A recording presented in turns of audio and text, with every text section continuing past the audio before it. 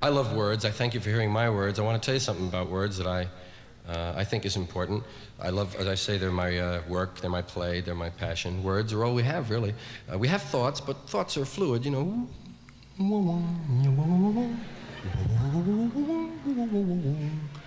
And then we assign a word to a thought, and we're stuck with that word for that thought. So be careful with words. I like to think, yeah, the same words, you know, that hurt can heal. It's a matter of how you pick them. There are some people that aren't into all the words. There are some people that would have you not use certain words. Yeah, there are 400,000 words in the English language, and there are 7 of them you can't say on television. What a ratio that is. 399,993 to 7. They must really be bad. They'd have to be outrageous to be separated from a group that large. All of you over here, you 7. Bad words. That's what they told us they were, remember? That's a bad word. No bad words, bad thoughts, bad intentions, and words. You know the 7, don't you, that you can't say on television? Shit, piss, fuck, cunt, cocksucker, motherfucker, and tits, huh?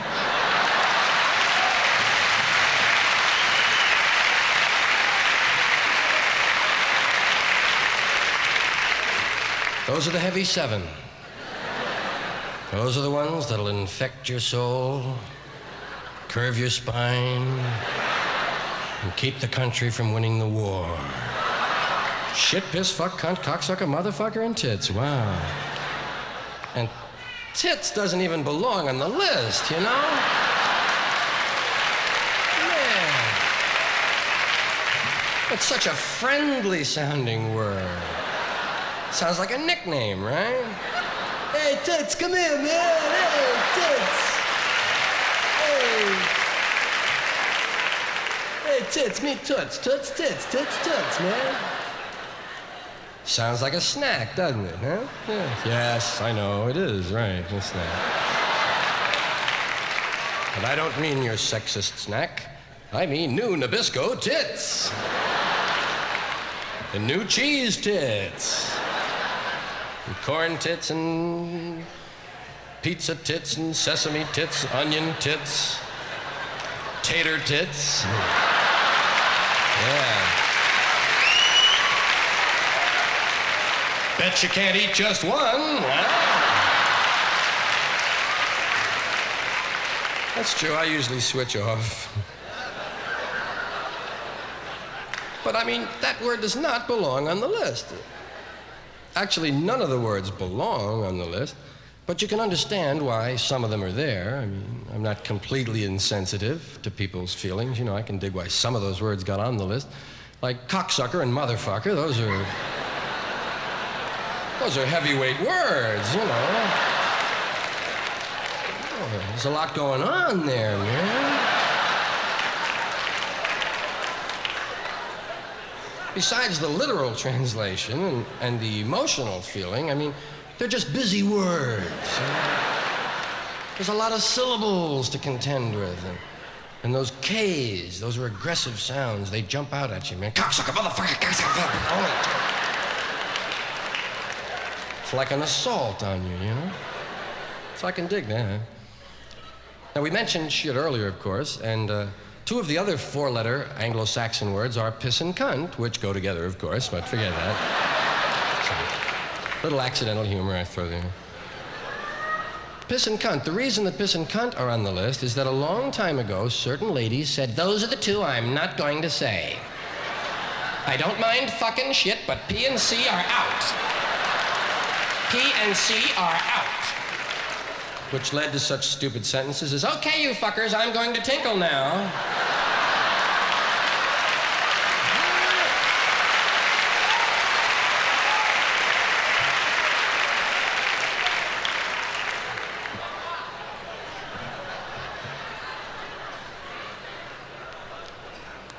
And of course, the word fuck.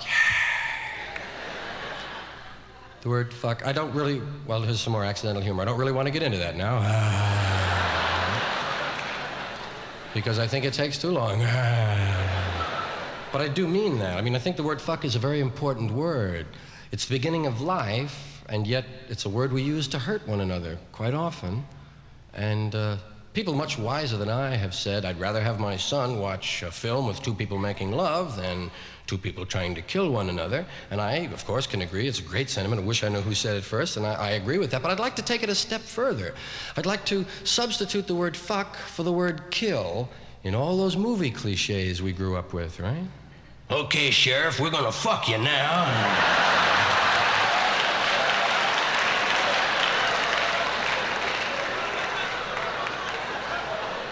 But we're gonna fuck you slow.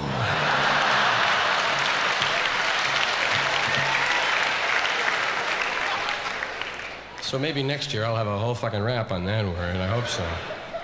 There are two-way words. Those are the 7 you can never say on television. Under any circumstances, you just cannot say them. Ever, ever, ever, not even clinically. You cannot weave them in on the panel with Doc and Ed and Johnny. I mean, it's just impossible. Forget those 7, they're out. But there are some two-way words, those double-meaning words. Remember the ones you giggled at in 6th grade? And the cock crowed 3 times. Hey, the cock crowed 3 times. Hey, it's in the Bible. There are some two-way words, like it's okay for Kurt Gowdy to say, Roberto Clemente has 2 balls on him. Yeah. But he can't say, I think he hurt his balls on that play, Tony, don't you? He's holding them. He must have hurt them, by God.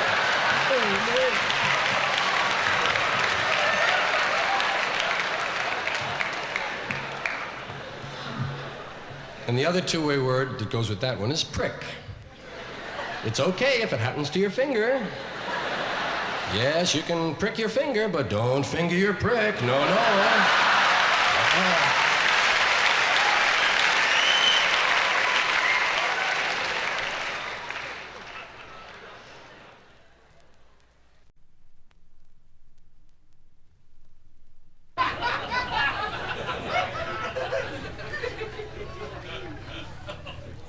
I got fired last year in Las Vegas from the Frontier Hotel for saying shit in a town where the big game is called crap. It's some kind of a double standard, you know? I'm sure there was some Texan standing out in a casino yelling, oh shit, I crap!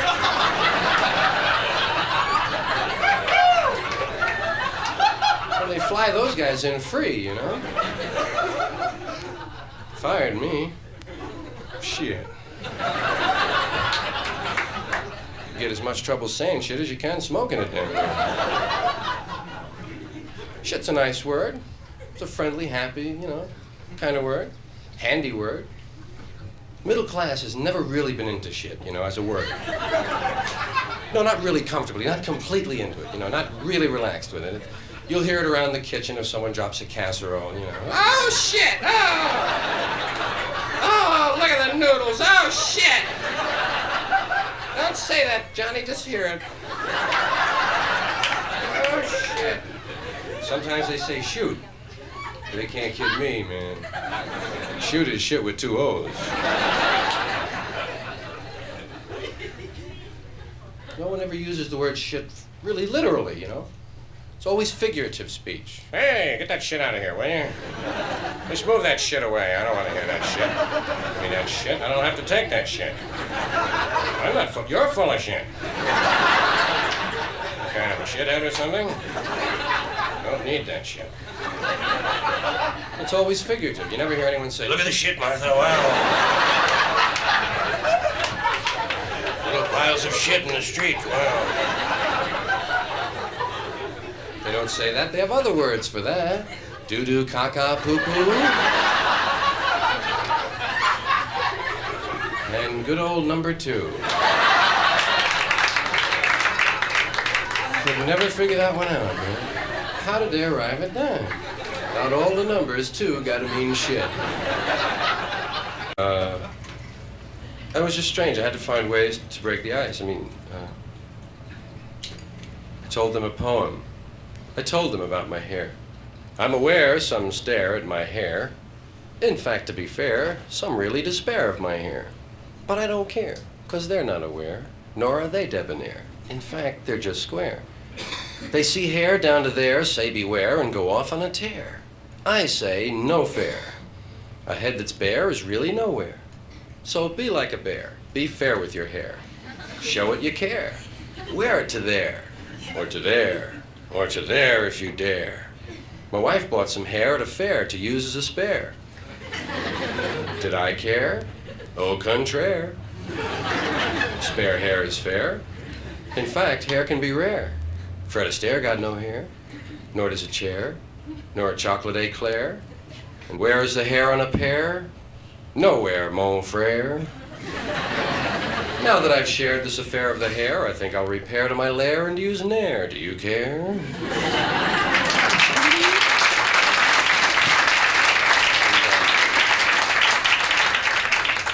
Here's my beard, ain't it weird? Don't be scared, just a beard. That's the thing, the word beard shook a lot of people up. Beard. It's not American sounding. Beard. Lennon had a beard. Gabby Hayes had whiskers. Bunty Woolley had whiskers. Yeah.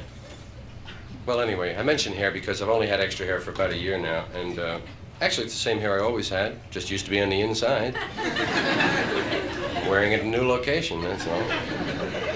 And I found there are some advantages to longer hair. For one thing, it covers the pimples on your neck. One of the disadvantages of longer hair, a lot of people think you're a commie fag junkie. And it's tough to talk about the three things at once, you know? What would a commie fag junkie sound like, you know? Workers of the world unite.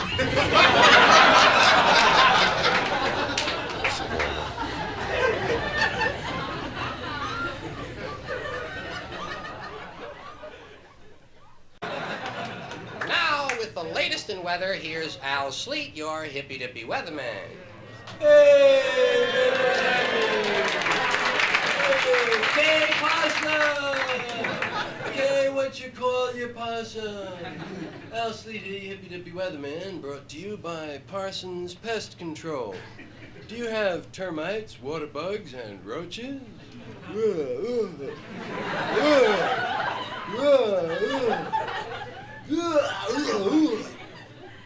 Parsons will get rid of the termites and water bugs and help you smoke the roaches. Present temperature is 68 degrees at the airport, which is stupid because I don't know anyone who lives at the airport. Downtown, it's much hotter. Downtown's on fire, man. Now, if you'll take a look at our national weather map, you'll see that we don't have one. So try to picture last night's map in your mind. Remember all those lines and numbers. Weather was dominated by a large Canadian low, which is not to be confused with a Mexican high. Tonight's forecast, dark. Continued mostly dark tonight. Turning to widely scattered light in the morning. That's it from Al Sleet. Don't forget, if you don't like the weather, move. Thanks, Al. Always a great report from Al Sleet. I think we all know by now Al's been into the mushrooms. Well, that just about wraps it up on the 7 o'clock report. Join us again tomorrow night at 9 for the 11 o'clock news. In the meantime, stay tuned for a brand new comedy series, Double Trouble, the story of Siamese twins joined at the lips. And the merry mix-ups that occur when one gets married and the other has root canal work the same day. Good night, all. That's the news.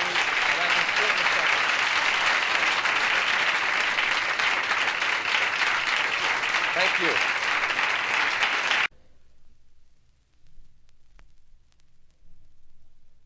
But I never got to do black voices on television. That's what bothered me a little bit. You know, you can do your own group. Myron Cohen can do Jewish guys, and Pat Cooper can do Italians, and blacks can do blacks, and you can do your own group. But crossing over, it's not so good. You know, they want to hear it. They're afraid of letters. Say, I never got to do some of the studs from the street. You know, what's happening? You know, until I'll be here for a while, man. You see that motherfucker? You told me to come back here, man, because I'm going to be here. You understand? That's some bullshit, too, man. More or less. You understand? Okay. Hey, I'm telling that shit now. Never got, no, guys were always on me. Black guys were always bugging me about my ass, because I got no ass, you know. Kind of a straight line from the shoulder to the heels, and Black race has a more pronounced ass anyway, and you know, a regular. You've seen that in National Geographic. I noticed it in the service. You know? It's true, man. It's just anthropologists will tell you that. You know, if you can wake them up at the party, man, and get their attention. It's true, but at any rate, I was always getting kidded about it because there are three kinds of asses, basically. I've numbered them, 1, 2, and C. I was never very good at indexing, but the first one's the fat ass, which you all know you can't miss it. Even in the winter in a tweed overcoat at the bus stop, you can say, hey, look at the guy in that tweed overcoat and the fat ass over the bus stop there.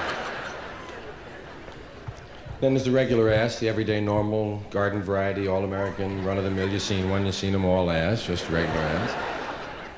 And then we have the unfortunates. My group, no ass at all. Just, you wear a fat wallet and 3 handkerchiefs, right? Man, you walk out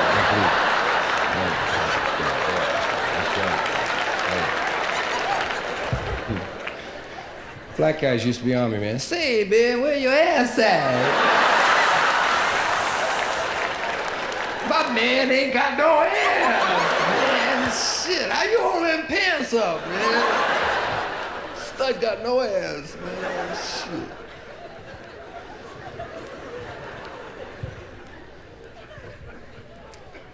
Puerto Rican voices was another thing that attracted my ear, because I was into, you know, listening to sounds and imitating them. I was a mimic. That was part of being class clown, making fun of all the people around you. And did the priest, did the cops, of course. The cops in New York all had the same voice. Yeah. Puerto Rican, on the other hand, they were speaking a different language. Puerto Ricans talk faster than any Spanish subgroup, I think. And it sounded like music to me, you know, just so pretty, really, like a flute solo, man. I love it. Even if I didn't know what they meant. And I would bend my ear to hear when I could. Loved it in the subway or a bus when there'd be 3 Puerto Rican conversations going on at the same time in different pitches and registers. I think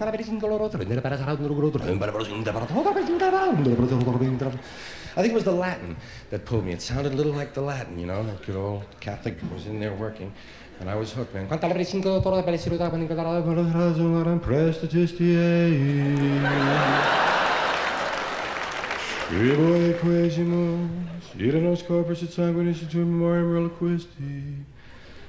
a hypnotic effect, doesn't it? Used to make fun of songs in church. Didn't you make fun of hymns and sacred songs and stuff when you could change the words around? Sleep in Heavenly Peace, I know, went through a lot of changes all over the country. Oh, Come All Ye Faithful was the only song ever to successfully combine sex and religion that I could discover anyway. It sounds like a good revival experience, good mass orgasm. Oh, come on, you faithful. Get it going.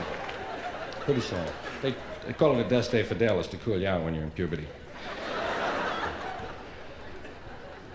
I used to listen to the Yankee games in Puerto Rican just to hear the tongue, because, I mean, who cared about the Yankees, really? We were a National League neighborhood.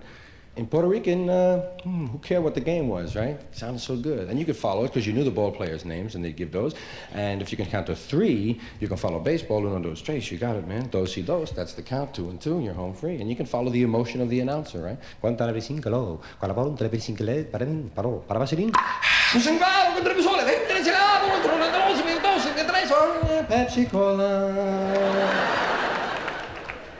It's part of the fun listening to Spanish stations, waiting for the words that they have to say in English. Right? Broadway.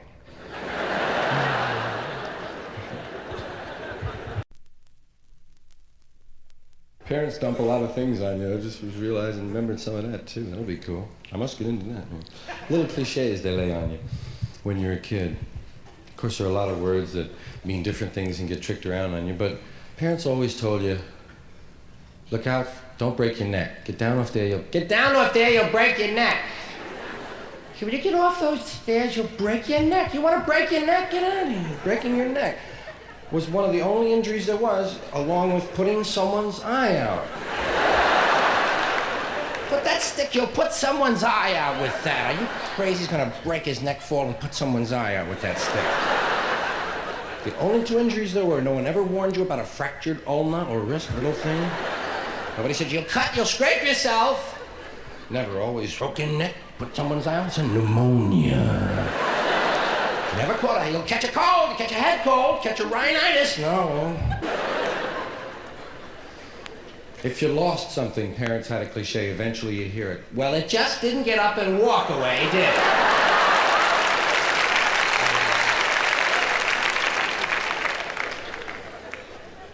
Please, St. Anthony, help me find my keys. Please, St. Anthony, help me find my keys. Please, God, my keys. Hail Mary, full of grace, Lord is with thee, blessed art thou among women, and blessed is the fruit of thy womb. Please, God, help me. Please, St. Anthony, tell God I need my keys. Don't pick at it. That's another one. Don't pick at that, will you? In or out, in or out. Come on now. I suppose if Johnny Finnegan jumped off the Empire State Building, you would have to jump off the Empire State Building, right?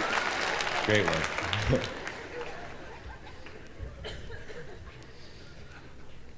Then words change value too, just ordinary words. Remember, the word trouble doesn't have as much emotion when you grow up. Trouble, he's in trouble, I'm in trouble. Remember, trouble?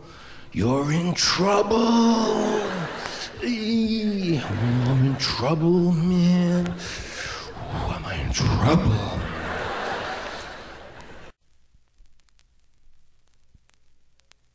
It's raisins that make post-raisin bran so raisin. It's raisins that make post-raisin bran so wonderful. It's raisins that make post-raisin bran so different. More raisins, much more raisins than you have ever seen before. If you like raisins, fat, juicy raisins, you like post-raisin bran more.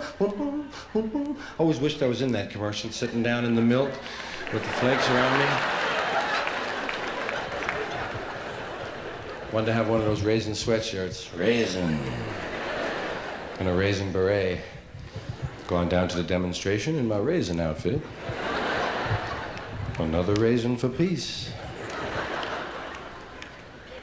Pretty soon Madison Avenue would get a hold of it and screw it up. They have a way of glomming the language. They'd have wrinkle power and raisin rhetoric. Right on, raisin. Madison Avenue is the front man for the business dude. The industrial spoiler, advertising man, says it's good. And they've been smoking grass in advertising agencies for a long time. You could tell just from watching the commercials. But now I think the clients are starting to smoke too. Because they're approving some pretty weird things, man. Like the guy in the toilet is pretty strange. The man in the rowboat. Originally it was a rowboat, and he got a speedboat immediately when he found it. On a motorboat, got a motorboat. Then he was on a raft for a while with 2 calypso musicians and 2 bushels of lemons. They were saying, we put lemon in the tidy bowl for you, we put lemon in the tidy bowl. They put lemon in everything now. Lemon's the big ingredient for everything, right? Lemon's in everything except lemonade. You don't find much lemon in that. It's too busy in the furniture polish. Oh, this shit is gonna hit the fan. Built like a brick shit house. He's up Shit's Creek. He's at it. He is, I'm sorry. Hot shit, holy shit. Tough shit, eat shit. Shit-eating grin. Oh, whoever thought of that was ill. Really.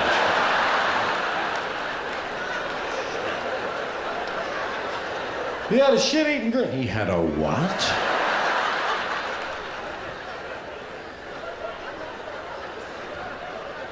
Shit on a stick? Shit in a handbag, always like that. He ain't worth shit in a handbag.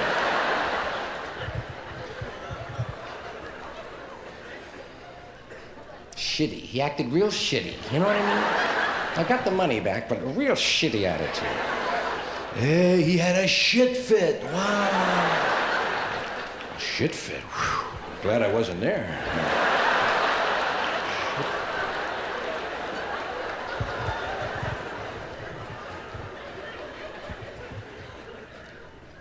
All the animals, bullshit, horse shit, cow shit, rat shit, bat shit. First time I heard bat shit, I really came apart. Guy in Oklahoma, Boggs, said it, man. Ah, bat shit!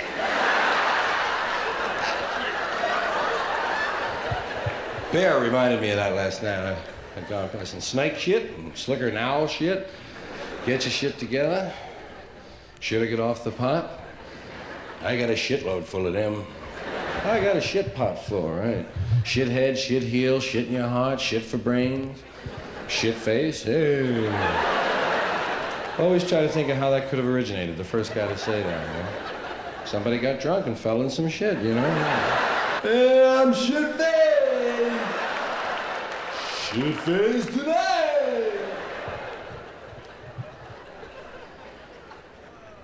Anyway, enough of that shit. The big one, the word fuck. That's the one that hangs them up the most. Because in a lot of cases, that's the very act that hangs them up the most. So it's natural that the word would have the same effect. It's a great word, fuck, nice word, easy word, cute word, kind of. Easy word to say, one syllable, short U. Fuck, boom, you know, it's easy. Starts with a nice soft sound, f. Ends with a k, right? Little something for everyone, fuck. Good word, kind of a proud word, too. Who are you? I am fuck.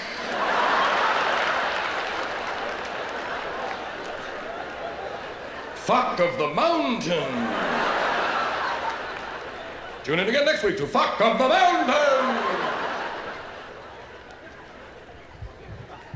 It's an interesting word, too, because it's got a double kind of a life, personality, dual, you know, whatever the right phrase is. It leads a double life, the word fuck. First of all, it means sometimes, most of the time, fuck. What does it mean? It means to make love, right? We're going to make love, hey? We're going to fuck. Hey, we're going to fuck. We're going to make love. We're going to fuck and make love, right? And it also means the beginning of life. It's the act that begins life. So there's the word hanging around with words like love and life. And yet, on the other hand, it's also a word that we really use to hurt each other with, man. It's a heavy, it's one that you save toward the end of the argument, right? So you finally can't make, fuck you, man, that's it, fuck, I don't want to hear you, fuck, stupid fuck. Fuck you and everybody that looks like you, man.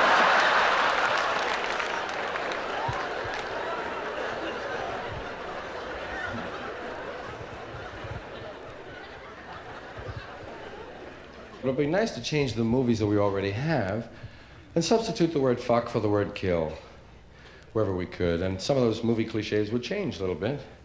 Mad fucker still on the loose.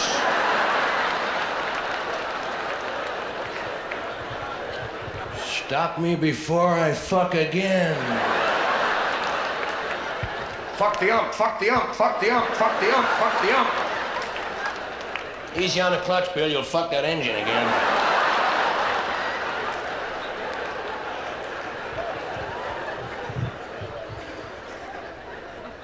The other shit one was, I don't give a shit. Like it's worth something, you know? I don't give a shit. Hey, well, I don't take no shit, you know what I mean? You know why I don't take no shit? Because I don't give a shit. If I give a shit, I would have to pack shit. But I don't pack no shit because I don't give a shit. You wouldn't ship me, would you? That's a joke when you were a kid with the worm looking out the bird's ass. You wouldn't ship me, would you? It's an 8-year-old joke, but a good one. The additions to the list. I found 3 more words that had to be put on the list of words you could never say on television, and they were fart, turd, and twat. Those 3. Fart, we've talked about, it's harmless, it's like tits, it's a cutie word, no problem. Turd, you can't say, but who wants to, you know? The subject never comes up on the panel, so I don't worry about that one. Now, the word twat is an interesting word. Twat. Hey, right, the twat. Twat is an interesting word because it's the only one I know of, the only slang word applying to a part of the sexual anatomy that doesn't have another meaning to it. Like snatch, box, and pussy all have other meanings, man. Even in a Walt Disney movie, you can say, we're going to snatch that pussy and put him in a box and bring him on the airplane. Yes, indeed, it's good. Everybody loves it. But twat stands alone, man. As it should.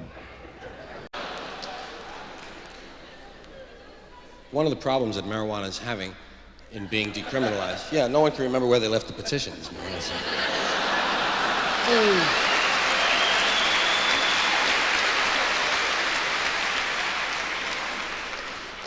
I think I had 3.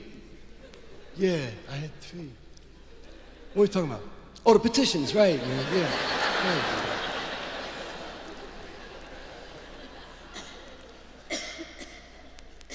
They started the classic way. How did you get started on drugs, sir? I forget, yeah. This man has been looking to get high since the dawn of time. First guy probably thought, this can't be it.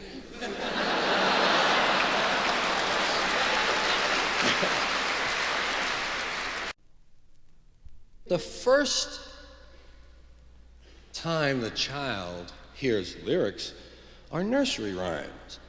And they hear them at that much more gathering age, all through 0 through 5. And that's their first introduction to bizarre behavior.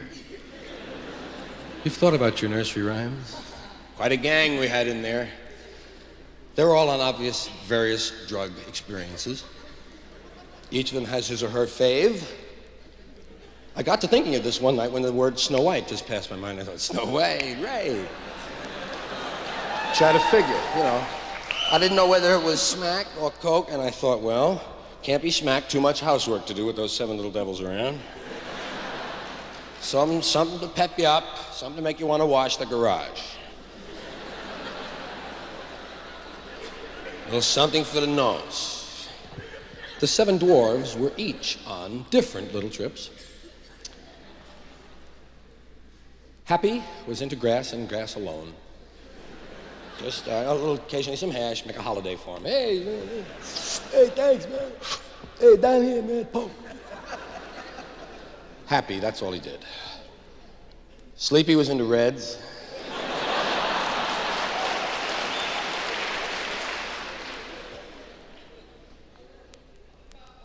Grumpy, too much speed. Sneezy was a full-blown coke freak.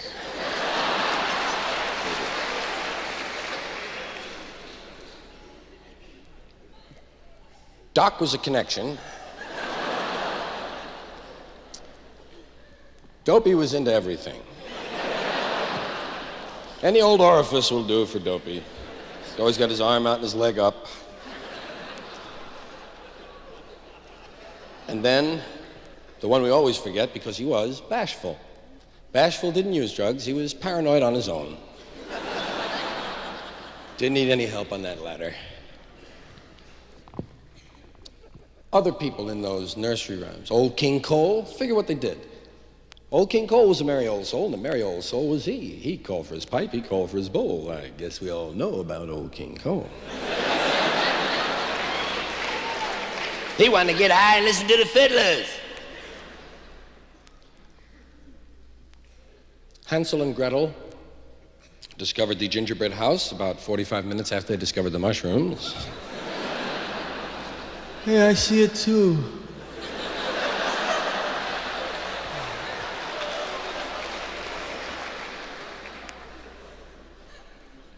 Mary, quite contrary, how does your garden grow? It's rather an obvious one. Silver bells and cockle shells and an acre and a half of killer shit. Little Jack Horner sat in the corner, eating his Christmas pie, stuck in his thumb and pulled out a plum and said, "Holy shit, am I high?"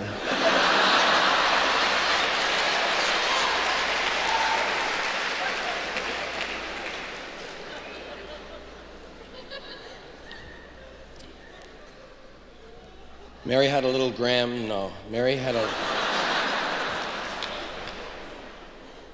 a little lamb. Its stash was white as snow. And everywhere that Mary went, they both enjoyed a blow.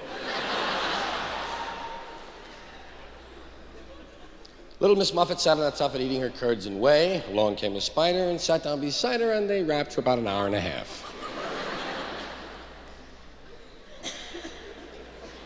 Goldilocks was a speed freak looking for a place to crash. It's obvious. Who else would go to a bear's house? And you notice she didn't eat much, right? Little porridge right in the sack. I know what's happening.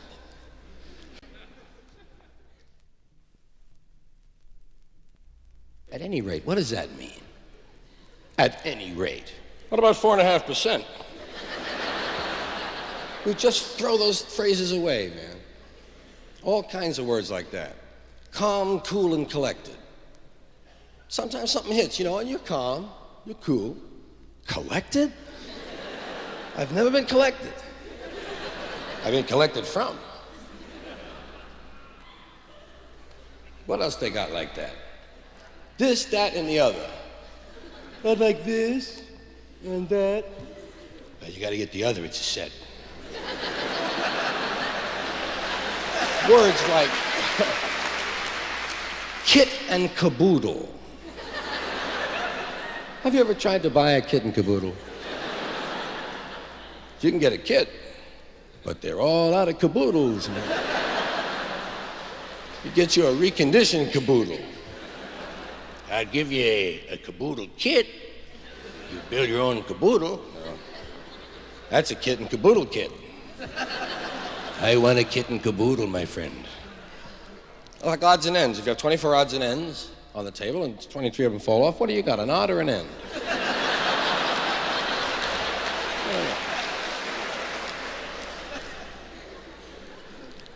Words like refinish.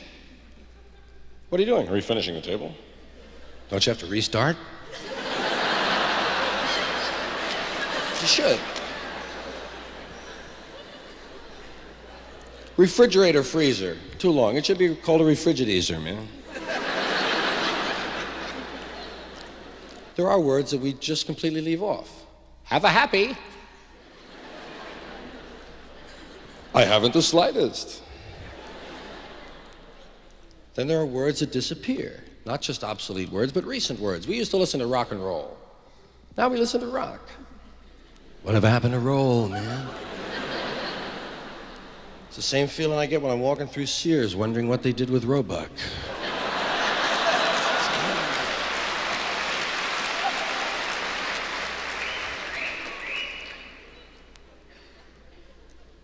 Then there are words we need, words that don't exist.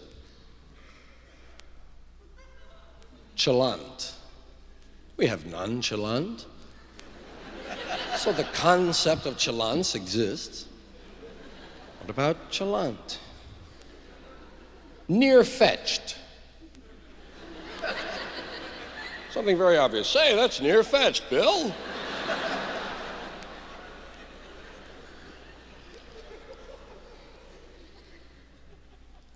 Why don't we have cheese fondant for people that don't like cheese fondue?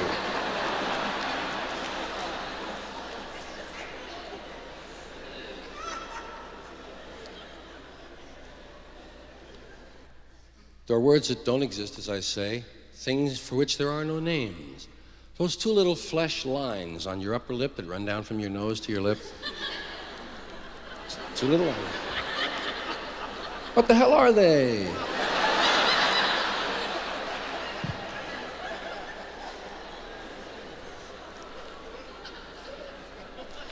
I'm sure they're the vertical frontal something, but otherwise we got no slang name. Hey, I cut myself. Where? Hey, you know them two lines that run down your face? Here are words that no one has ever said before. Please saw my legs off.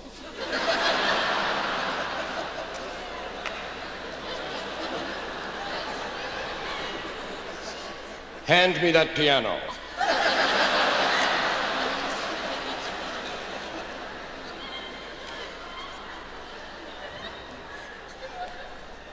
Here's one you never hear.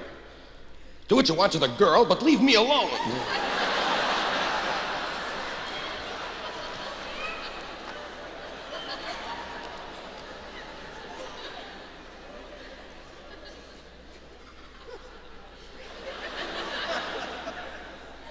You can make up a whole story that no one will ever repeat, no one ever said before.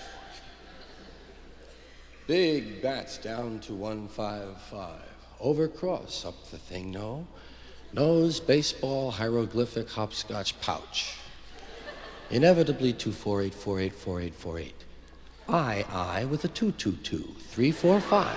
Down here, mother. We're all home now. So long, Jill. Beep, beep. Hungry, hungry. Are you? I couldn't stand it.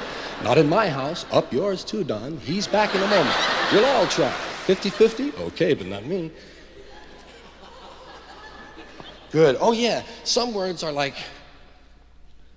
jumbo shrimp. Always, I think, jumbo shrimp. What are we talking about? It's like guest host. Mike Douglas always has a guest host. Hi, I'm a guest host. I'm a guest host. Well, it's like military intelligence. Those words are mutually exclusive. You can't use them like that.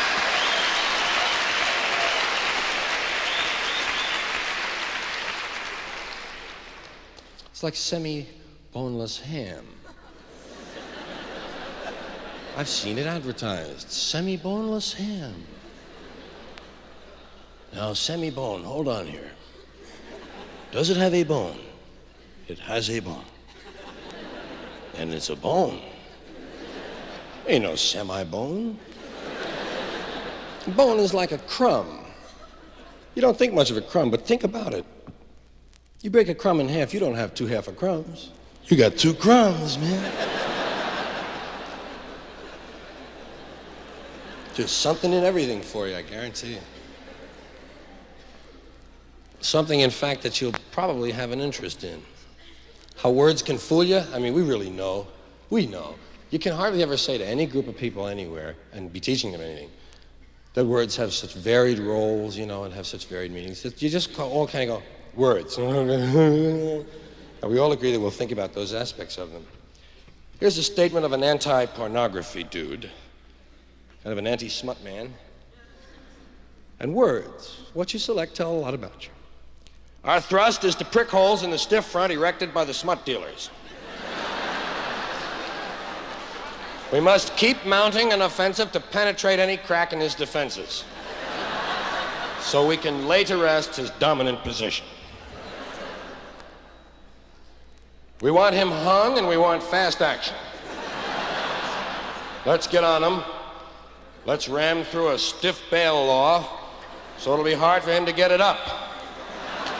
We've got to come together so we can whip this thing into submission. It'll be hard on us, but we can't lick it by being soft.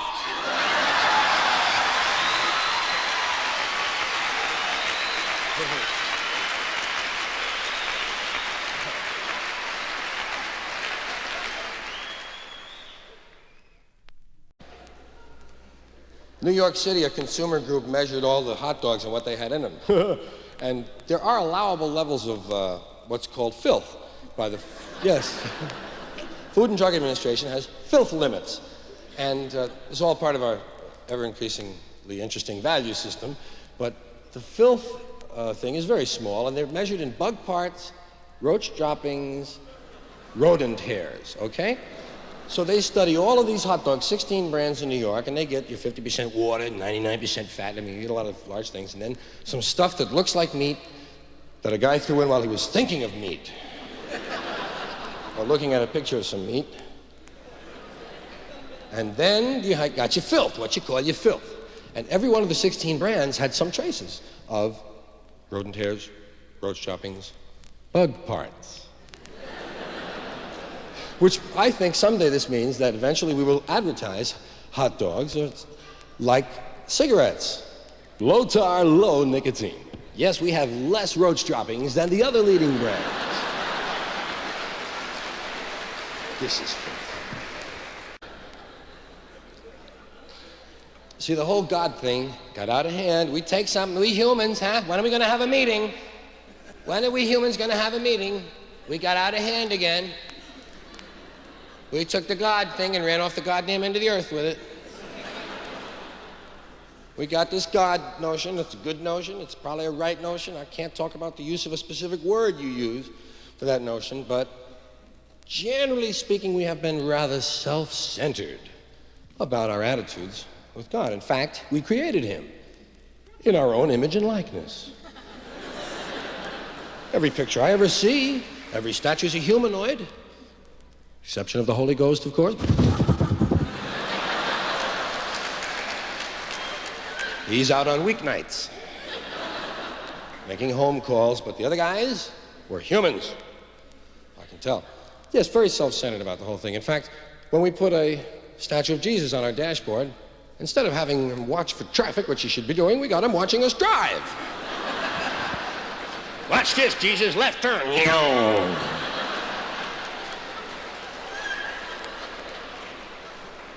Driving for Jesus, making all the lights.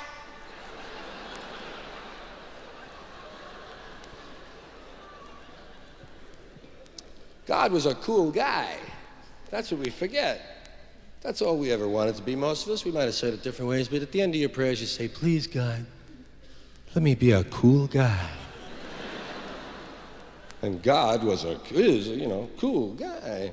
In fact, so cool that he's not the guy we think. The guy we think of as God, hey, we're humans walking around here, man. How are we going to know about God? The guy will tell you, we are so bold, we will describe God for you. Oh, I'll tell you about God. Jeez, yeah. Hey, first of all, your God is all-powerful.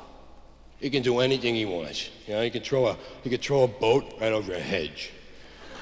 Hey, power you got.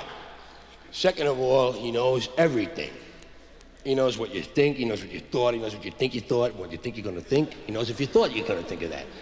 He knows what I'm gonna say next, and I don't know what the hell it is myself. So he knows everything. And thirdly of all, last, he never started, and he's never gonna end. Can you dig it? Now, if you were God, would you let a guy like that go around describing you? I'd have some kind of a runoff, I think, get rid of that fella. Because God, well, first of all, we claim, you know, that he is us, and that's probably the best way to get at it, okay? Most of the major religions have said, love your God, love your neighbor, love yourself. And then without saying it, they meant, because basically it's the same God. And we don't get that part. We learn it later a bit, if we do at all. And it's true, it's nice to feel, hey guys, I'm God, it's cool. It's not an official thing that you buy and you get a stamp or a medal or a thing. But it's something we kind of carry with us. Yeah, right, me and him, sure, you, just in the flowers, of course. Even if you don't tell a truck driver right out that he's a flower and he's a tree and you're him, you know that he could buy it if someone else told him. Not to put truck drivers down, but I did hear an ad for a semi-truck driver once. And I don't know what that is. Now, maybe it's a guy who finishes half the course, huh? Could be a little guy. Hey, guys, hey!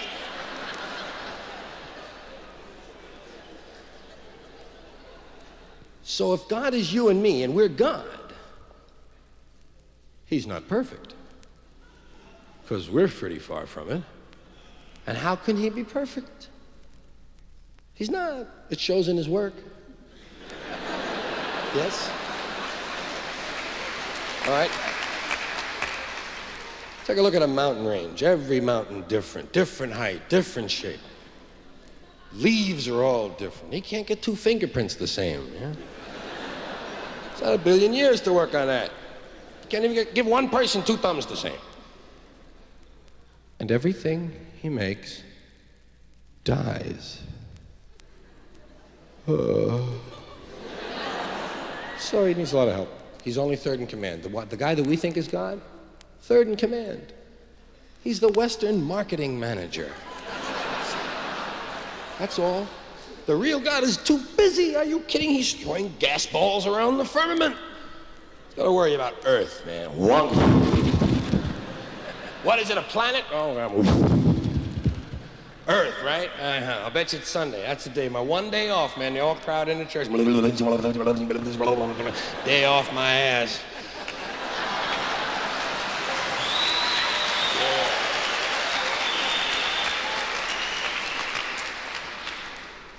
So he's a good guy. Remember, religion is in your heart and God is in the bushes. That's the main thing. It's like the caterpillar builds the cocoon and the butterfly gets all the reviews.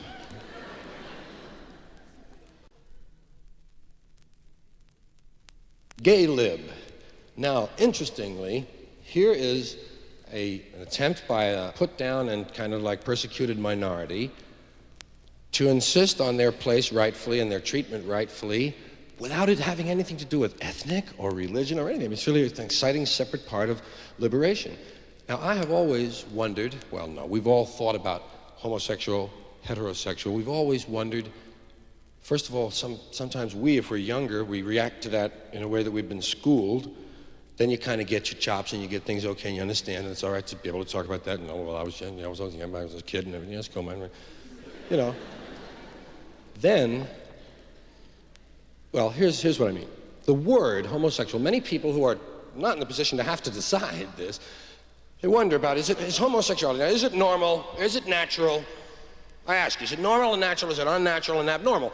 Now those two words seem to revolve around it. Now let's look at those words for what they are. Natural, hey, means according to nature. Is it according to nature? Well, probably not in the strictest sense, because nature didn't presuppose it. Nature only gave us one set of sexual apparatus. Girls get something for the guys get something for the girls. As it is now, a homosexual is forced to share the apparatus that the opposite sex is using on this person. Certainly, if nature were in command, there'd be two sets of goodies. So nature was not ready. We leaped past nature again in our sociological development, way down the road ahead of nature. Is it normal? Normal? Well, what's normal? Let's see, if you're standing in a room, stripped, and it's dark, and you're hugging a person and loving them and rubbing them up and down, and they're rubbing you and rubbing them and rubbing them down, rubbing them, and suddenly the light goes on and it's the same sex, you've been trained to go,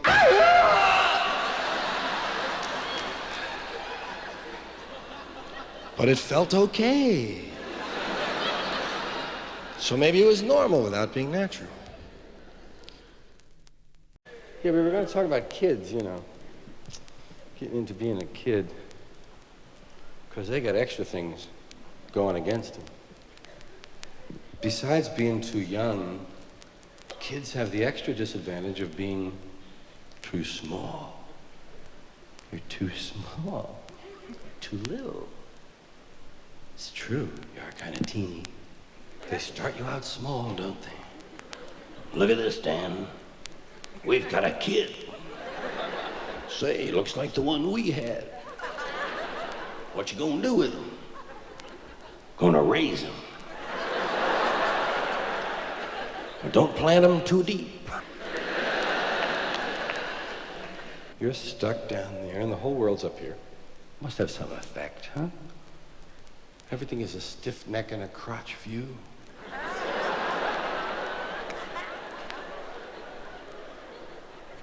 Everything's built for them. All the furniture. Oh, they give you one little table and 4 chairs in your room, you know. But your brother sits on them and breaks them, right? Everything's up there. Hey, pardon me. Hey, excuse me. Hey, pardon me. Hey, can I have your attention? Hey, excuse me. Hey, I'm down here. Hey, watch out for the cigarette, will you? God, the cigarette. Hey, pardon me. Would you take a look for the cookies? Would you get the cookies? They're up there somewhere. They're not down here. They don't leave them here. They're up there. Take a look, would you? Would you get the cookies? Hey, would you look? Would you help him? Hey, he knows where they are. Hey, tell him where the cookies are. Hey, would you get the cookies?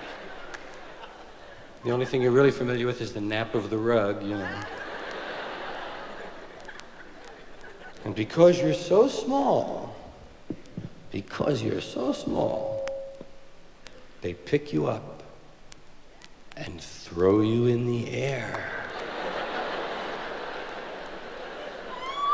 You don't see them throwing each other in the air, do you?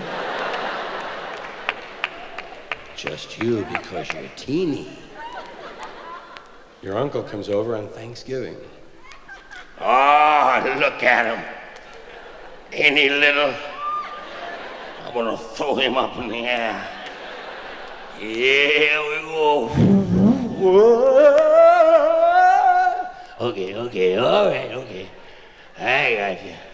I got you.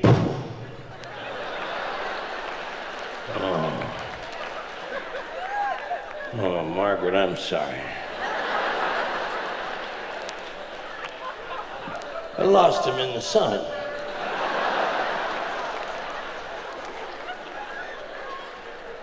Is there any turkey left?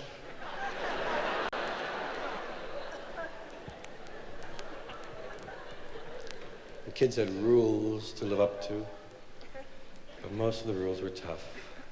They had some good rules, you know, I don't mean to put them all down. Parents had some pretty good rules. No running with the scissors. It's one I never disobeyed. Made sense to me. This big mother will go right through me. What are you doing? I'm not running with the scissors. For one thing. They had a couple more good rules. They had another one, no sticking your head out of the high-speed railroad train window. Say, goddamn, Dad, good rule. Doesn't want our heads chopped off. Fantastic, Dad. But then they had some dumb rules. No running in the hall. Where are we gonna run? In the rooms? Gotta keep turning in the rooms, man. Can't get up any speed at all, man. Shit. Hallways were made for runners. The hallway sprint. I'm trying to take that quick right into the last room before you crash into the statue of the Sacred Heart, man. You blow everybody. Blow the whole feast day. They had another dumb rule, no singing at the table. Why not? One guy with a bad voice fucked it up for everybody else. No singing at the table. How about humming? No. By extension, humming and whistling are included. There's no such rule as no screaming at the top of your lungs at the table. That'd be good to try that. Show me the rule. You could stand right next to the table and sing your ass off.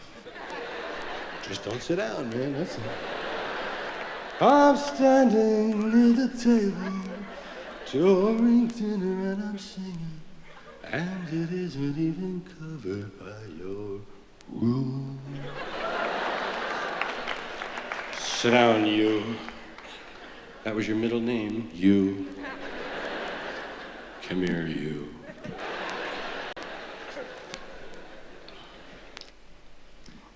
Then there were the clichés. Lazy language. But we had answers for those clichés, man. Kids had answers for those clichés. We didn't get to deliver them, you know. No sense getting the shit beat out of you every day.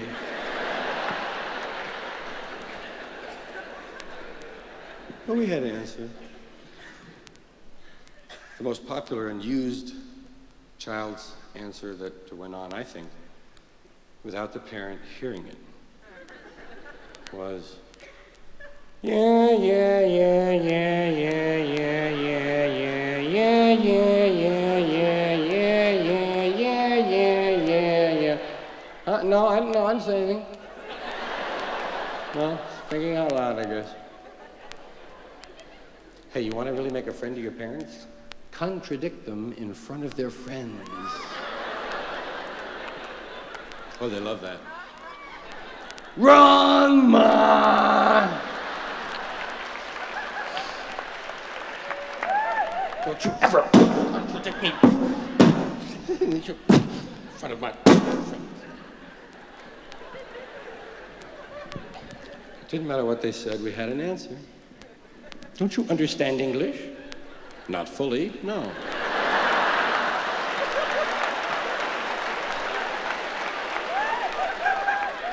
How many times do I have to tell you? 6. 5.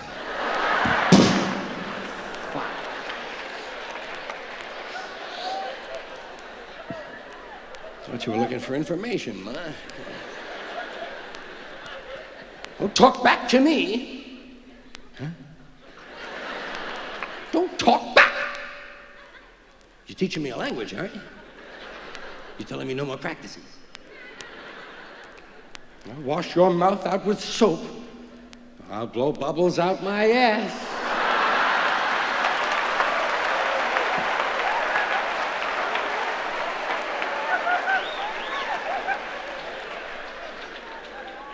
You just wait until your father gets home.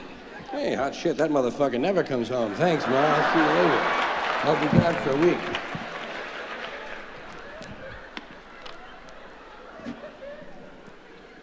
There was one last cliche. Not everyone got to hear it, but it was out there. I have tried to be both a mother and father to you. Go fuck yourself.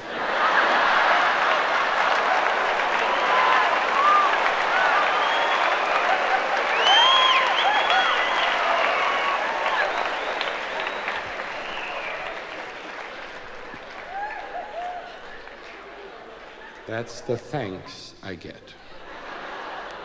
That's the thanks you get. Sounds like a bum deal. In the supermarket, did you ever start to put one of your things in someone else's basket? And you feel foreign for a moment. Ooh, oh. I almost put that in his basket. Oh, my basket. My basket. My basket.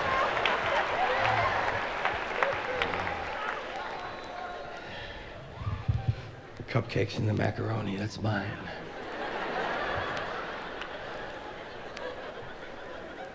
Did you ever walk away with someone else's cart by mistake? Hey, hey, come here, hey! That's my stuff! Not yet, it isn't. Still belongs to all of us. And if I want to shop out of your cart, I'll shop out of your cart.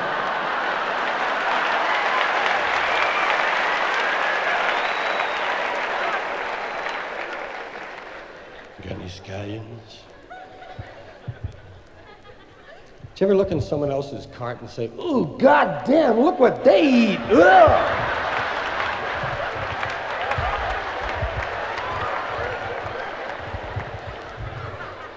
Fucking canary mix.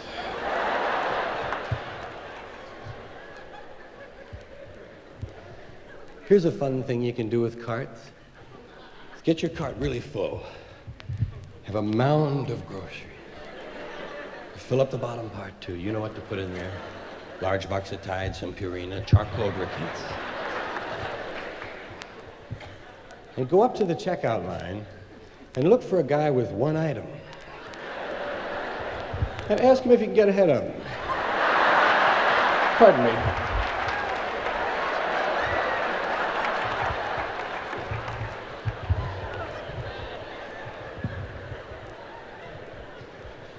You ever tried to go through the express lane with more than the prescribed number of items? You know, got to give them a quick count. 1, 2, 7 packs of Franks. It's one item. Go ahead. It's quicker than arguing. Go on. I found the best way to shop at the supermarket is not to have eaten for a while. A couple of days. Work up a good old appetite. And then smoke 8 joints and take $500 and go to the supermarket.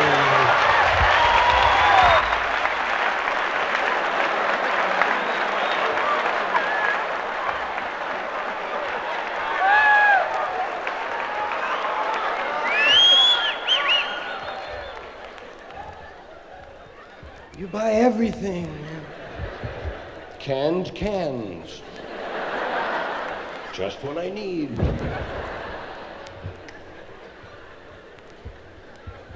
And the good things, the things you really like, you buy 2 of them. Because you know you're going to eat one of them as soon as you get home. Yeah. And you keep going. And after a few aisles, you know, you've been overdoing it.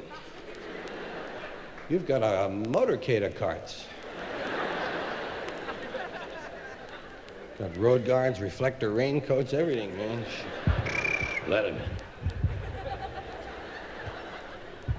Did you ever notice when you've spent too much money in the supermarket, you have to return some of the expensive items? And in the supermarket, you put things back anywhere. That don't matter. Put the ham in with the coconuts. Put the Brillo in with the bacon bits. They don't care. They got guys that straighten that stuff out, Marge. Guys with purple fingers come around at midnight, and in the morning, everything is back. The mystery of the supermarket. I get up to the checkout line. I'm kind of a sucker. I'm an impulse buyer. Anything's hanging up, I want it. Let me have a dozen razors, please. A case of C batteries. Subscription to Woman's Day. How about the cash register? Is that for sale? Oh, that's a nice model. I even buy stuff that people dropped out at the checkout line, you know. Tartar sauce. Must be a sale, Marge. I got the last one.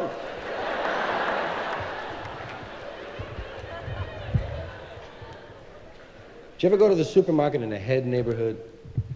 Any old head neighborhood, any college, university supermarket, but any supermarket in an area where folks from time to time get a little fucked up. Go into any head neighborhood supermarket and take a look at the cookie section.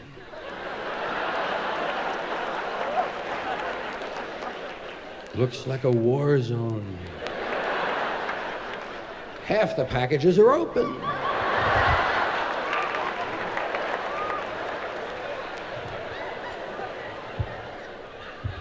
And all the good cookies are gone, man. Where the hell are the Malamars? Oh, we can't get them in the store. They line up at the truck for the Malamars.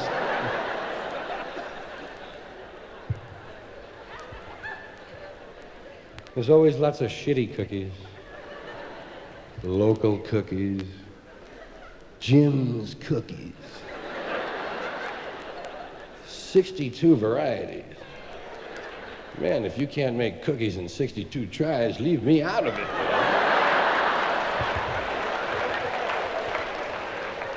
I don't want to be part of your experiment, Jim. Thank you for being here tonight. Thank you for your laughter. I love you, man. See you.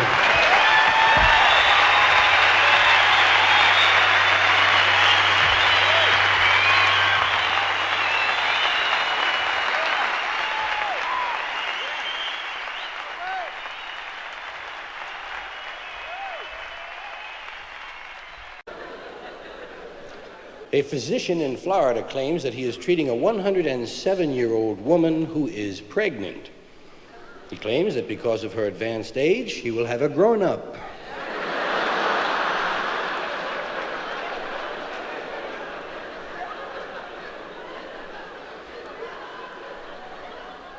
The man has barricaded himself inside of his house. However, he is not armed, and no one is paying any attention to him.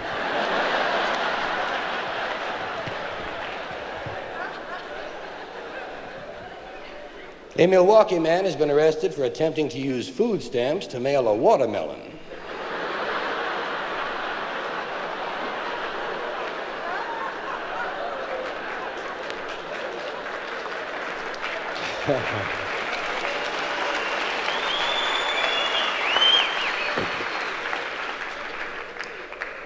The Food and Drug Administration has announced that saliva causes stomach cancer.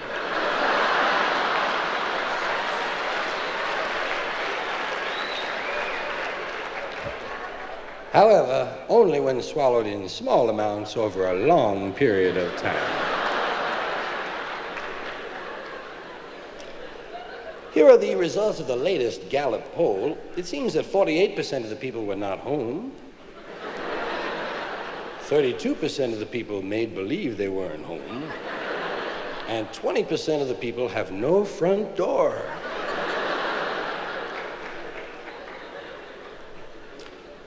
"71 people suffered numerous gunshot wounds in the feet today as two armed midgets ran amok in a downtown bar.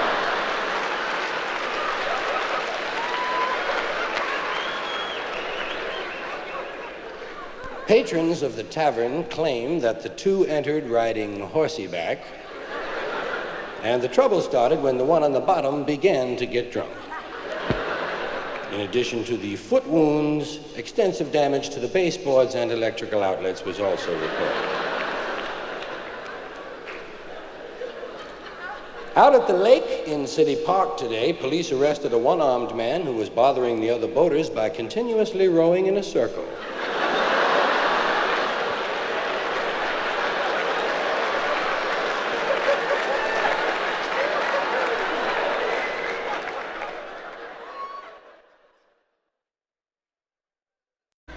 And I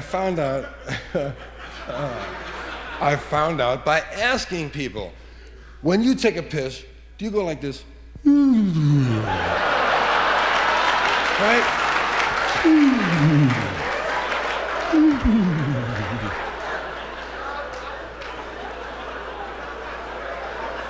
I found out even women do that, man.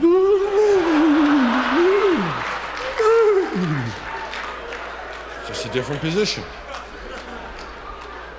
What is that, man? It has no name. I call it the Piss Shiver.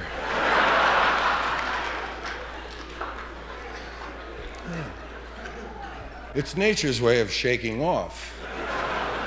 It goes back to the days when we didn't hold on to it. Sure.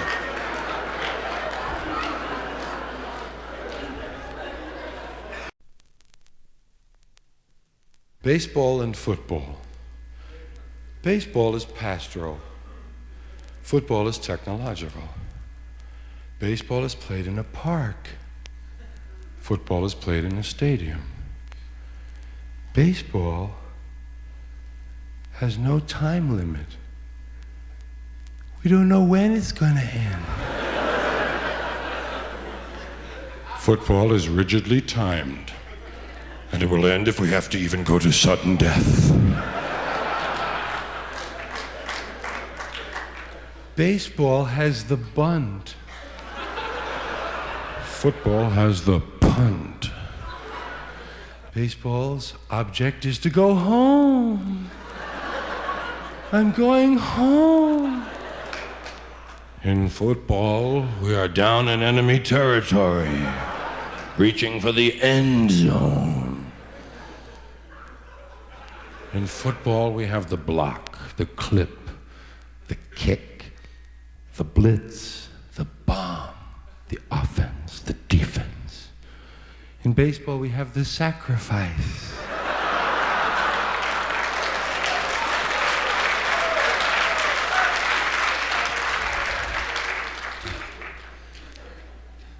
And in baseball, you make an error. In football, you pay a penalty.